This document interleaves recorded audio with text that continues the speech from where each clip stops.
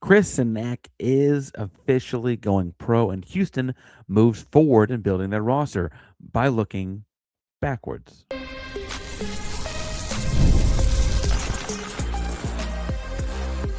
You are Locked On Cougs, your daily podcast on the Houston Cougars, part of the Locked On Podcast Network, your team every day.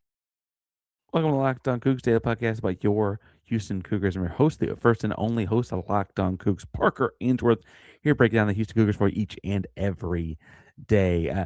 I do want to talk about a potential thought experiment I got about running some guys back in the third and final segment. So spoiler alert, that involves some of me spelling out thoughts there at the end. I want to talk some about Houston looking backwards to look forwards and using rearview mirrors and such like that. I don't know. We'll talk about that in the second segment. But first, foremost, the news of the day is it is officially confirmed Chris Cenac is heading to the NBA draft this summer. Now, Chris Cenac is kind of guy that they all assumed was going to be a one and done when he committed to Houston. Frankly, when they were recruiting him, they knew he was going to be a one and done. That was part of the goal. It was kind of like when Houston got Jarace Walker back in the day, a few years ago. And they knew that when they got him, he would be a 1 year kind of guy. The big deal with Cenac was his, draft prospects in a very loaded draft kind of waned some over the course of the year. He went from a projected top 10 pick to a top 25 pick to a top 15 pick. And now I've seen things as high as 10, 11, 12, and I've seen things as low as 25, 26, 27 as far as where he's projected. A lot more will get shaken out as draft orders get solidified and yada, yada, yada, and whatever. And he's got the whole combine, all that to go through. Now, I want to stress that technically he would have, in the current rule structure, up to 10 days after the combine is over to renege his choice and come back to Houston. They need to have a spot. They'd have a spot. They'd find a spot. The NIL money, I think, would be making sure that you have that not spent at this point. That's probably the bigger problem. I say this, I guess technically there is a world in which he comes back, but it does sound like he's moving on to the pros, and I think that makes a lot of sense. I want to talk about why it makes sense. And why Houston's going to move forward without it in a second. But look, I think a lot of people had a lot of thoughts and expectations about what happens when you sign the number one center in the class of 2025 to your roster, and then you play it power forward, right? And kind of change up some things. As a stretch big, he's going to fit in very well in the pros, and that's a big deal. But I think an underscored part of it is the toughness he gained in a year in the program is going to carry him a long way. I don't know that people realize necessarily in watching Houston play every day, he was fifth in the Big 12 in total rebounds and top 10 rebounds per game. He was second in the Big 12 in rebound percentage, meaning percentage of rebounds you get on missed shots while you're on the floor. Look, I understand that defensive rating has a big part of like who you're on the floor with and all that, but he was also the number one defensive rating player in the Big 12 and number 8 in the country. Those kind of things are just not as sexy as points scored or dunks or post-ups or whatever other aspect of his game people wanted to see. He did have 9.5 points per game, shot about 8 shots per game, and 33% from three on about 2.5 of those per game as well. A very heavy jump shooter, a lot of jump shots in his diet, right? I think that kind of rubs some people the wrong way. I think that, his points per game probably got hurt because of Houston's slow pace this year. The comparison here, though, is because Jarace Walker was a very similar kind of player in that he was a 1-0 when he came in. Everyone knew it. And then people kind of left the year thinking, man, what if he came back for a second year? And people are saying the same thing about Chris, too, right? And I look at what Jarace Walker has done in his 4 years in the NBA since. I want to start with the fact that he's earned $19.2 million to date. Right, that's on-court earnings. That's before he makes a Nike dollar. He's had $19.2 million to date. He was the number 8 pick overall, right? So that's part of it too, I guess. He's also up for a extension or second contract this summer. And no, Jarace did not win Rookie of the Year. That went to a guy named Victor Wembanyama. I think you might have heard of him. But he did, as of recently, get in the lineups a lot more. He's started about half their games this season. He's averaging about 11.5 points, about 5 rebounds, about 2.5 assists, and a block per game. He's shooting over 37% from three this year, shooting about 4.5 threes a game. He's got 3 double doubles this season. And played in 21 playoff games before this season, and he got hurt in the Eastern Conference playoffs, Eastern Conference Championship Series, Eastern Conference Finals last year. But he was on a team that made it to the NBA Finals Game 7. Like, he's a part of a key winning team. It's not often you see a guy drafted in the lottery, top 8 pick, that ends up on a team contending for the finals in his rookie contract, and he was, right. And while Chris Cenac is going to be drafted later, I'd argue that he would also end up theoretically in the later part of the first round on a team that is looking at playing winning basketball and probably has a very similar trajectory to what Jarace walked into, right? Where you're developed a lot in your first couple years in ways that maybe not as sexy, flashy, whatever. Bouncing back and forth between the G League team and the pro team, and getting a lot of extra workouts, a lot of extra game reps, and watching maybe the finish of some close games, but involved in some winning basketball, to say the least. Jarace's stats in Houston were very comparable. He had 11.2 points and 6.8 rebounds per game, which is a little bit more in the points area and a little bit less in the rebounds area. But Jarace is playing in the American. Chris is playing in the Big 12. And both teams went on the Sweet 16 in years that you thought they had a little bit more in the tank. Jarace's group was a little bit banged up. This group had a bad shooting night, but whatever, right? I think it stands to say that you're looking at a very similar trajectory for Chris. Now, the biggest difference would be the money, the dollars, the cents, etc. The contract for a late 20s pick, if that's where Chris ends up going, is less. It's a last year's number 27 pick, which is the lowest I've seen Chris Cenac projected anywhere. So I'm just using that as the base, the floor. Signed for $2.8 million a year, contracts 14.3 over the course of 5 seasons. So you can imagine with like a slight increase because it's a new season to be, let's say, just under 3 and just under 14.5 on the two numbers for Chris here, right? In 2026. That is obviously a lot of money. I don't mean to minimize that. I do think, though, in talking to people that know the NIL side of things, that Houston was making competitive offers to that number. The big deal really was more that Chris's timetable to make a decision is going to be like through late May, and Houston kind of needs to build a roster before then, right? They can't wait on him to make a decision.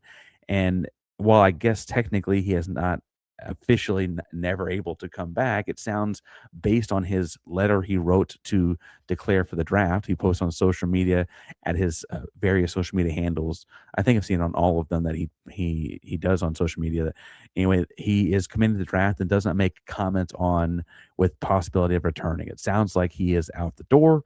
And again, I think that is the best for both parties here. Obviously, it'd be great to have him back. I'd love to root for Chris in the Houston Cougar red once more. But Houston cannot wait for that decision. And this is a decision he needs to make. He needs to go test these waters and see what things really look like. Because if he goes out to that combine and has a great combine, the pick and pop aspect of his game looks great, and people see the potential and say, look, you're a top 20 pick, you can't turn down that money. And I don't want to act like playing the Big 12 did not somewhat shape this decision, because some of Chris's biggest growth moments this season were when he played against JT Toppin. JT Toppin bluntly kind of beat him up in January. And everyone remembers the game Houston lost in Lubbock, and the basketball team got snowed in to Lubbock for the rest of the weekend. And every report from the practices, the coaching staffs, that everything you talk about, the video session, everything, while they were stuck there in Lubbock and could not get home for like 36 hours, is that film watching, those reps, that changed how Chris played the rest of the season, because there was so much to criticize on his physicality, on his his positioning, where he was putting his efforts into, etc. And he was a different player after that. He was a much more efficient, much more physical, much stronger player. Used his size and length to his advantage after that. He still shoots a lot of jump shots, and I think someone in the pros is going to tell him you got to have a counter to that jump shot that's going to the rim, right? but he's also a true freshman that trusts his jump shot. And bluntly, in the NBA, there are less defenders in the lane by rule, right? Because you cannot have a defender in the lane and a defensive 3 seconds kind of ways. They're constantly dancing on the edges and whatnot. Um, he'll have more driving lanes, or he'll be the guy pulling out the big man to clear that lane out because he is a good shooter and at a pro shooting kind of workout level with more games, more days, more practices, more train, all that kind of stuff. He's only going to get better at shooting from behind the arc as well. I get this decision and I understand there are people that are like, oh, he needs another year to develop, or oh, and I had tried to do the calculus. I know he and his agent likely have about like if you were to take the NIL dollars next year, could you get into the top 15 or 10 of the NBA draft the year after, and how much bigger is that second contract and all of that? Um, I think it's safe to say, based on reading his announcement, that Chris and his agent have either already done that or decided that that's not as important as getting to the league when you can. Because I mentioned the JT Toppin deal of it all. JT Toppin also notably tore his ACL shortly after that and is out for at least a calendar year, and may have spiraled his own draft stock by coming back to Texas Tech and playing another season and kind of being the man on campus for a year, right? And I don't mean to say that he regrets that decision, but Chris needs to weigh that in this as well. He could come back to Houston, take that big NIL check next year, and then the NBA checks may fade further away. Let's face it, if he could go pro out of high school, Chris probably would have, and he probably made a lot more money. And so I think that that's kind of also a part of this calculus. I applaud Chris for what he did at Houston. I think that there were some maybe unrealistic expectations on what a five-star McDonald American kind of big man looks like. He's still a freshman. I think people forget that sometimes. I thought he was impactful in winning for Houston this year, and I'm really, really excited to see what's next for him. I like cheering on Cougs in the pros, frankly, and so I'm excited to see what is next for him. What's next for Houston is building a roster that replaces him and other bigs.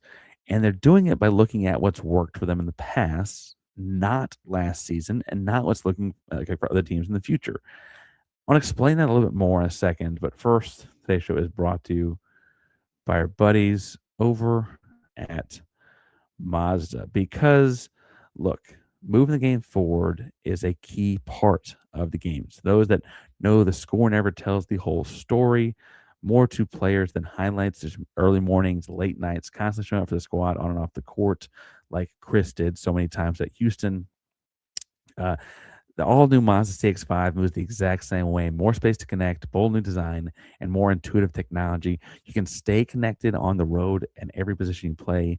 The all-new Mazda CX-5 is more for every side of you.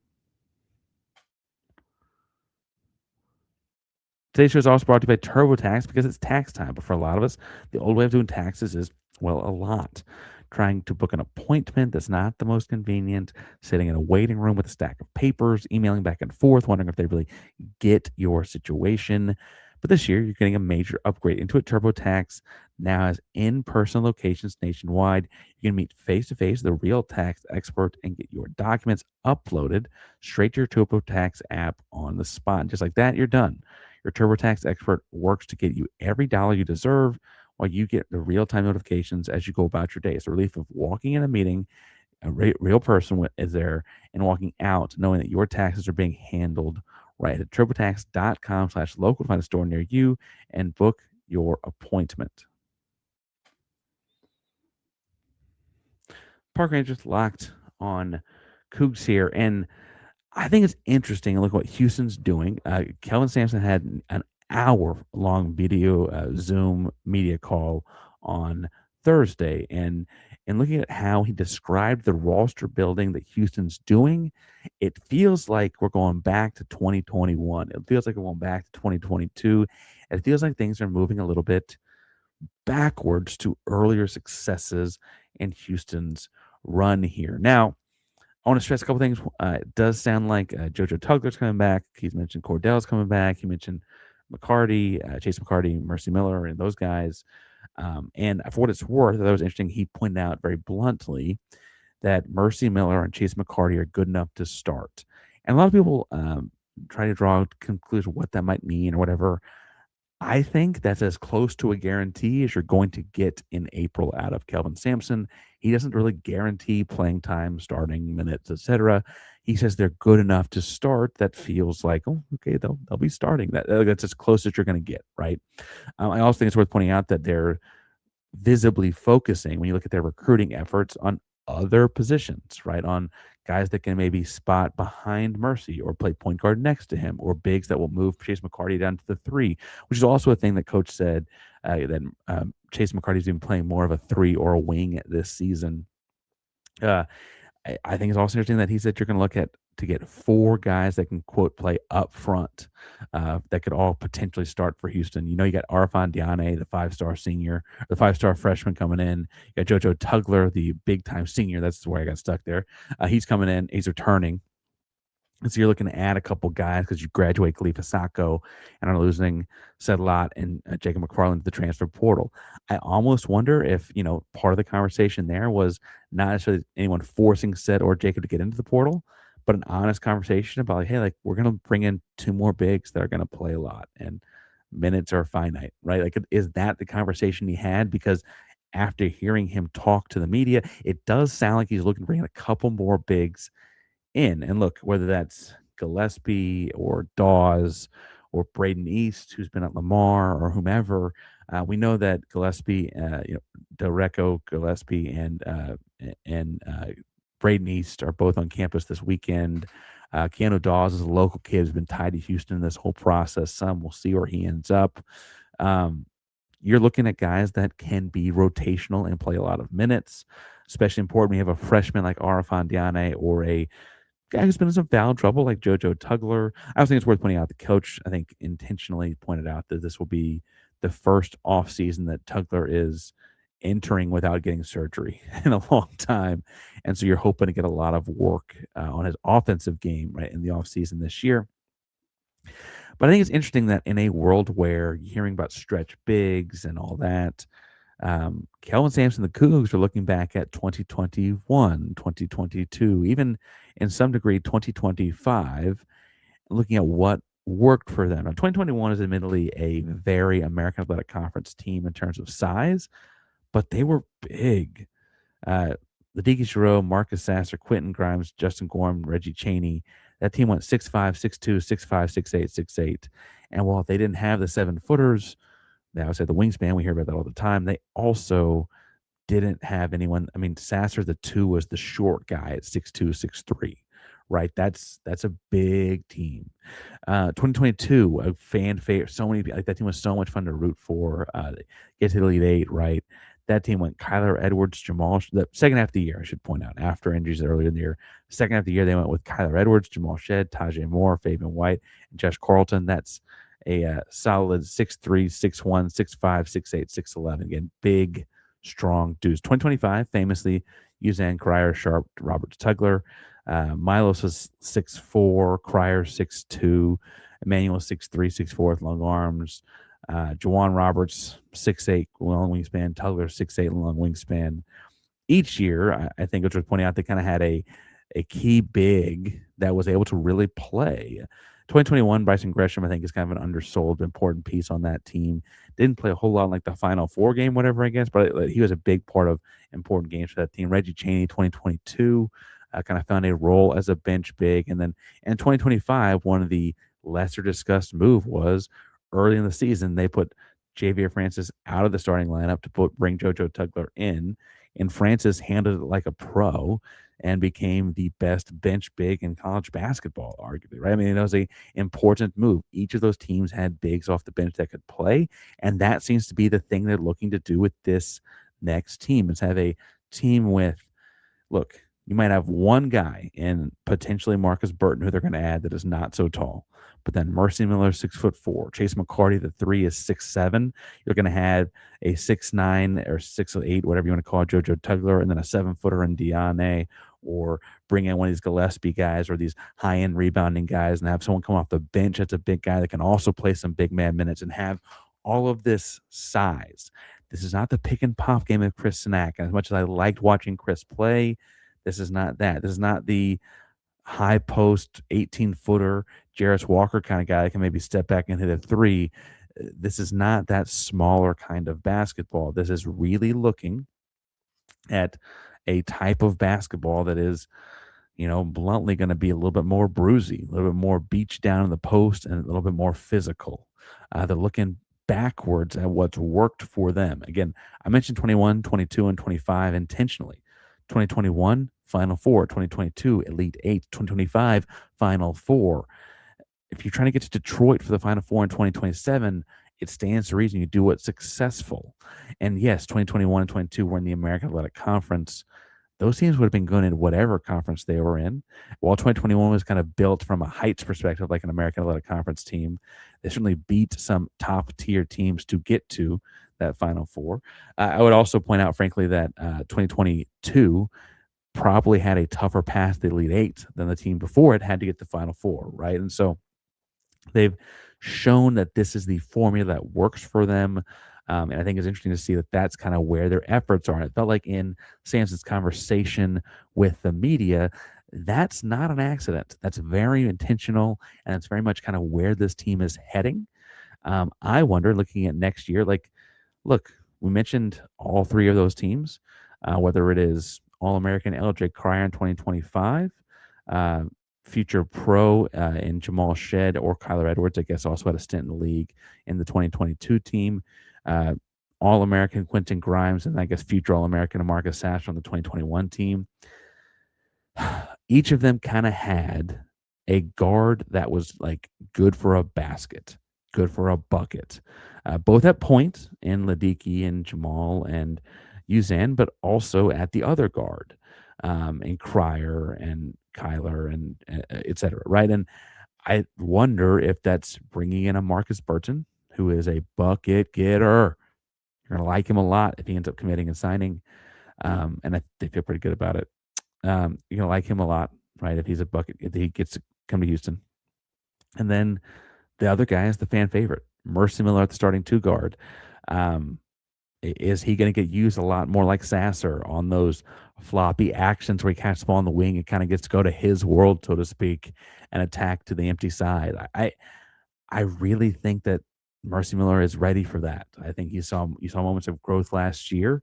I think he's been kind of projecting to that this whole time, and there will be speed bumps and learning curves and so on. But I think he's ready to start going through them, and I wonder if that's a part of this too. We'll see more over the weekend as guys don't commit, sign, don't sign. But I think that's where we're headed, folks. And look, we just mentioned some Final Fours and some Elite Eights. I would love to head back to all of that. Speaking of heading back, I want to talk about a thought experiment I got into with an everydayer. Everydayer Club gets to text me. We talked about a thought experiment, and I want to enlighten you to my thoughts on it too. But first, we should remind you that today's show is brought to you by everybody's over at Indeed, because workplace chaos, deadlines stacking up, inbox overflowing. There's one position you got to fill, and it's just sitting open. The pressure's on, and you need to find the right hire. Just job for Indeed sponsored jobs. And these sponsored jobs that you reach the people who actually fit what you're looking for: skills, experience, location. You're not just hoping the right candidates comes across your post, you're actually finding them. And here's the stats that on the minute that I've been talking to you about it, companies like yours made 27 hires on Indeed, according to Indeed's data worldwide. So spend less time searching, more time hiring. Less time searching, more time hiring. Actually interviewing candidates who make all the right moves for you. Less stress, less time, more results. You're the right person, cut through the chaos. Job for Indeed sponsored jobs. And right now you get a $75 sponsored job credit to get your job the premium status it deserves. Head to Indeed.com/podcast, because you heard about Indeed.com on this podcast. Indeed.com/podcast right now. Support our show by saying you heard about it on this podcast. Indeed.com/podcast. Terms and conditions apply. Need a hire. It's a job for Indeed sponsored jobs. Today's show is also brought to you by Robinhood, because what if sports were traded like markets? And I give your sports IQ to work in real time with Robinhood prediction markets. It's not you against the house, it's you participating in a live market. You can buy or sell positions all game long. Your sports knowledge in the moments that matter. Robinhood prediction markets change the game. As people move in the action, so the momentum shifts, you can move with it. I always knew the game, but never had a dynamic way to apply that knowledge.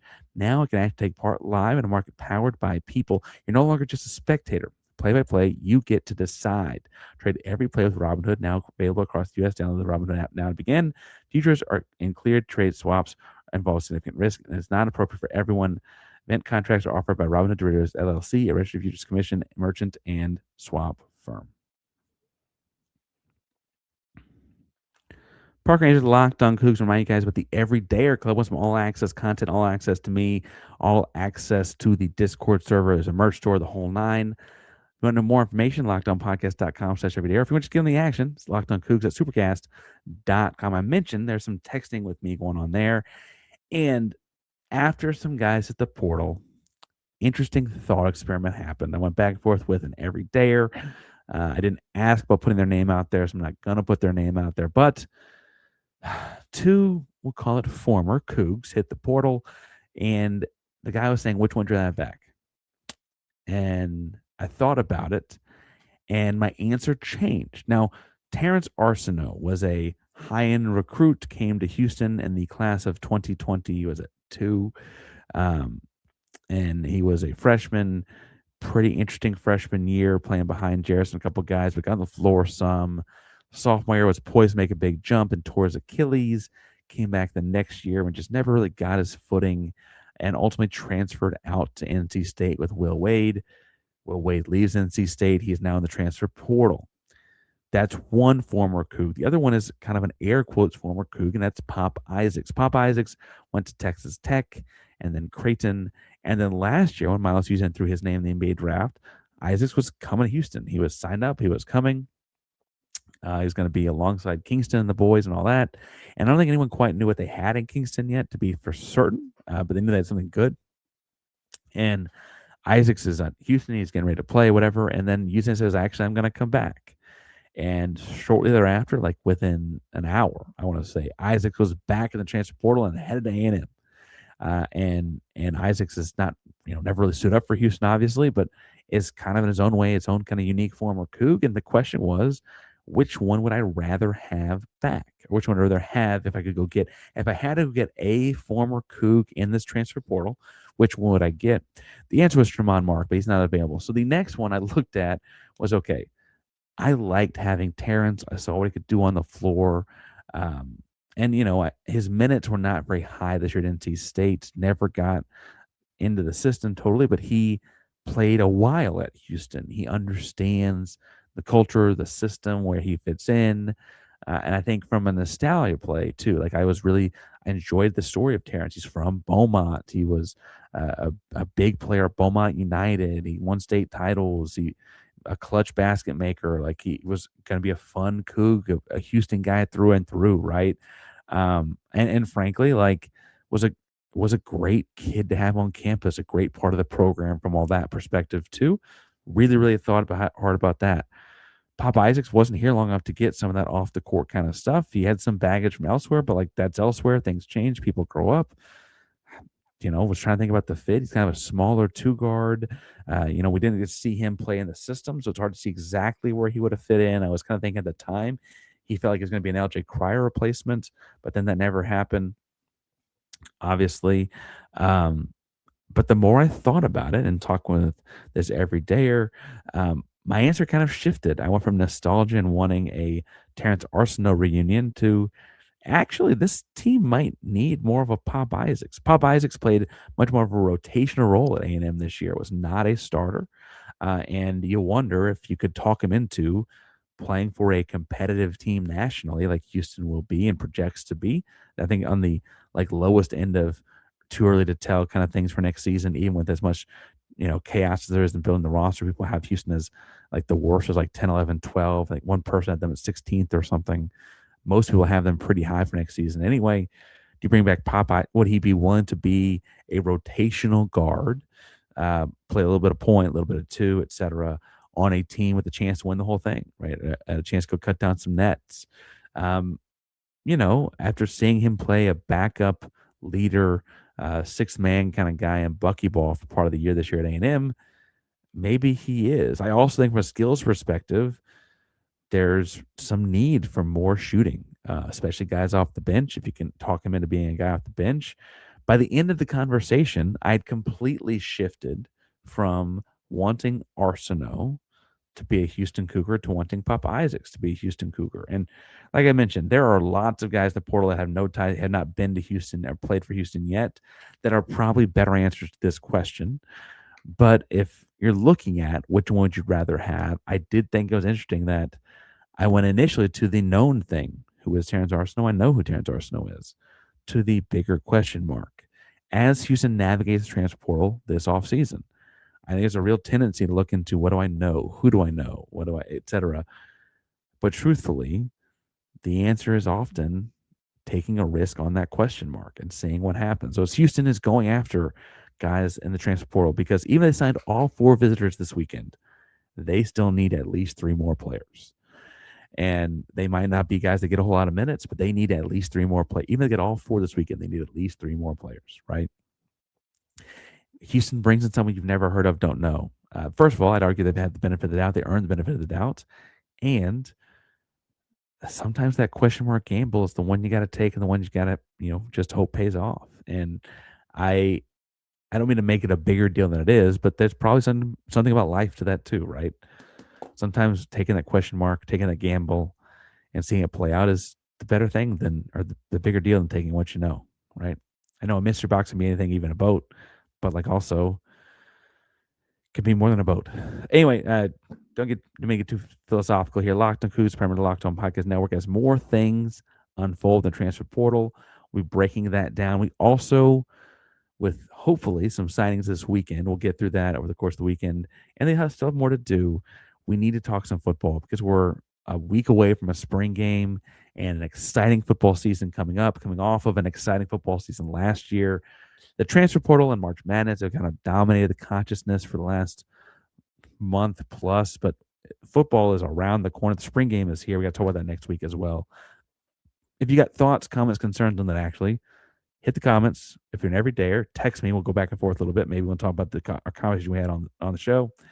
And we'll be hitting football stuff next week. I promise. Locked on Cougs. Remember the Locked On Podcast Network. That means your team, the Houston Cougars, every single day. Go Cougs.